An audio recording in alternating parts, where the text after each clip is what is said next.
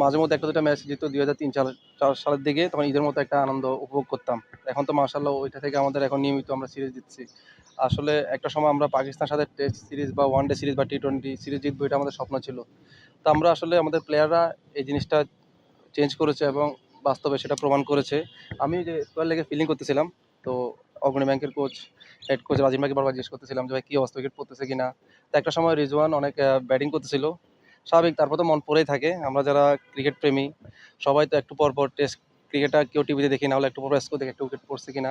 তো এই জিনিসটা আমাদের সবার মধ্যে থাকে। আর অবশ্যই যখন শুনলাম যে আমরা জিতেছি, তো এটা অন্য একটা অনুভূতি প্রকাশ করার মতো না। প্রথমত আমি মনে করি যেহেতু টেস্ট ক্রিকেটার বলি, অল ক্রেডিট গোস টু শান্ত। ও যেভাবে আসলে চিন্তা করে বা প্লেয়ারদেরকে যেভাবে বুস্ট আপ করে, আমরা কাছ থেকে তো দেখি, বা নেট সেশন বলেন বা প্র্যাকটিস সেশনে বলেন, প্রত্যেকটা ম্যান টু ম্যান যেভাবে কথা বলে, আসলে এটা অনেক প্রশংসনীয়। শান্তর এই ধারাবাহিকতার কারণে হয়তোবা বাংলাদেশের যদি পরিসংখ্যান হিসাব করেন, ওই মনে হয় সবচেয়ে টেস্ট জয়ী অধিনায়ক।